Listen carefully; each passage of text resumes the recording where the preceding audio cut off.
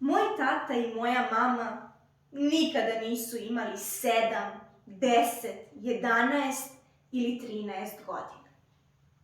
Oni su odmah rođeni namršteni i nervozni, sa bezbroj otužnih svađa i sitnih prebacivanja.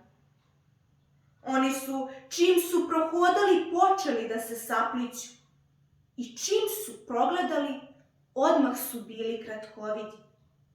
Zato posmatraju život očima rođaka, suseda, očima dnevnih listova, očima vesti na radiju, očima tuđih navika i tuđih običaja, očima tuđe pameti. Moj tata i moja mama jednostavno ne umeju nijednu stvar da shvate neozbiljno i luckasto, kao patkasto geganje meseca iznad krovova, kao skakutanje drveća na jednoj nozi duž drumova i namigivanje svjetiljki i reklama kroz noć. Pa su im zato i pobegle najlepše detinje godine, kao srebrne ribe iz sporih, nespretnih ruku. Njima je čudnovati drven svaki trenutak života, i nezgode i ljubav, i crna kafa i pletivo, i oni sve ređi izlaci u pozorište i bioskop, i svakodnevne jurnjave na tamo neki posao, slušam iz druge sobe. Pa oni čak ne umeju prirodno ni da se svađaju, nego se stalno ponavljaju kao da su prije toga napamet uvežbavali jedan te isti bes.